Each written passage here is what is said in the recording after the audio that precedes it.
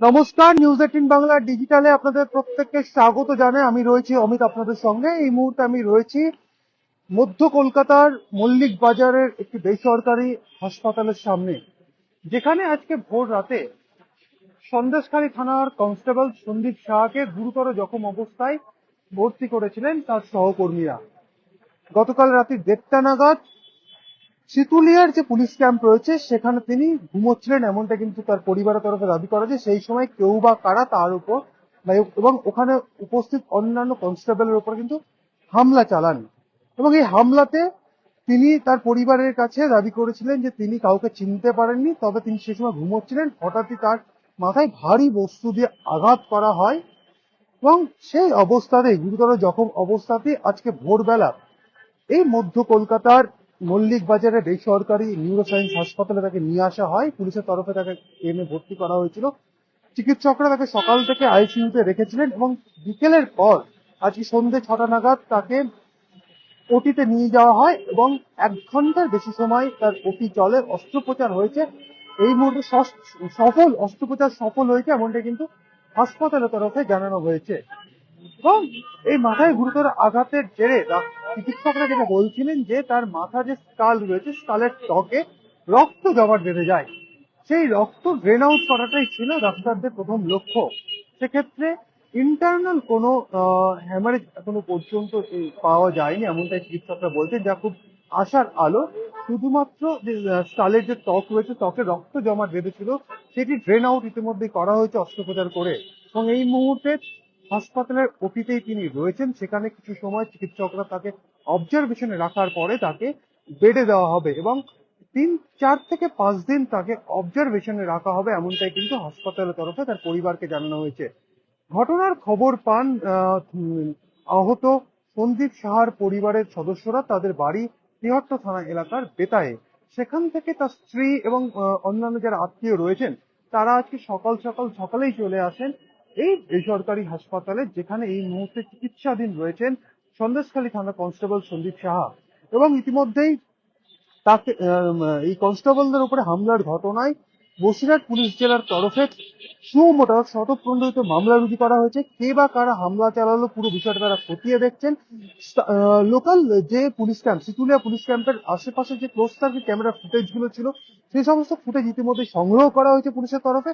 সেই সমস্ত ফুটেজ খতিয়ে দেখে এই ঘটনার নেপথ্যে, অর্থাৎ পুলিশ ক্যাম্পে ঢুকে পুলিশের উপর হামলা চালানোর ঘটনায় কারা যুক্ত তার কিন্তু সন্ধান চালানো হচ্ছে, এমনটাই কিন্তু বসিরহাট পুলিশ জেলার সূত্র থেকে আমরা কিন্তু জানতে পারছি। তবে চিকিৎসকদের কাছে মূল যে বিষয়টি ছিল যে তার মস্তিষ্কের ভেতরে ইন্টারনাল কোনো হ্যামারেজ রয়েছে কিনা বা ফ্র্যাকচার রয়েছে কিনা বা এই জাতীয় কোনো রকম গুরুতর আঘাত সেখানে রয়েছে কিনা, যেহেতু ভারী বস্তুতে তার মাথায় আঘাত করা হয়, সেই অবস্থাতে তাকে নিয়ে আসা হয়েছিল।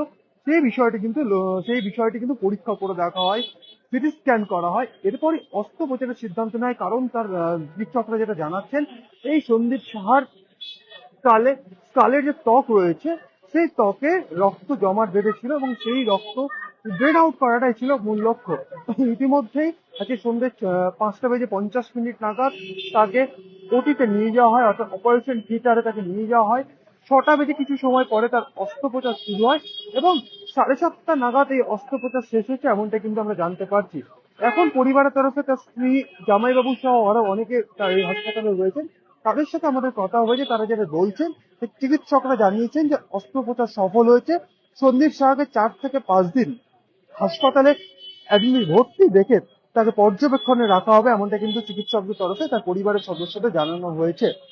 অন্যদিকে বসিরহাট পুলিশ জেলার তরফে তদন্ত শুরু করা হয়েছে। ভারতীয় দণ্ডবিধি 307 অর্থাৎ খুনের চেষ্টার সহ একাধিক ধারাতে মামলা রুজু করা হয়েছে।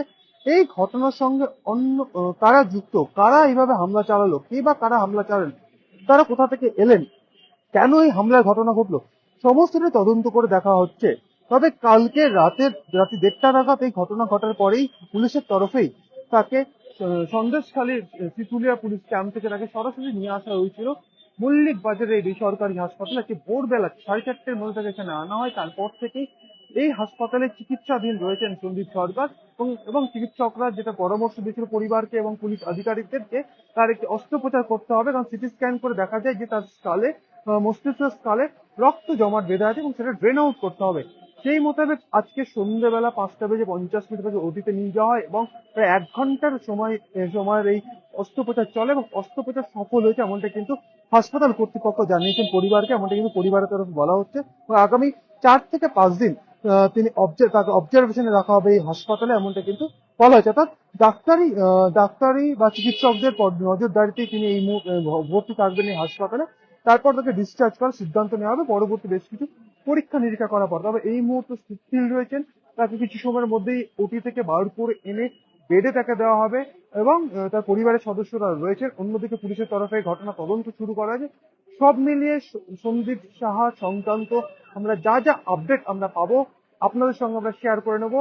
আপনারা নজর রাখুন নিউজ 18 বাংলার ফেসবুক পেজ বা ডিজিটাল পেজে। আপাতত ধন্যবাদ।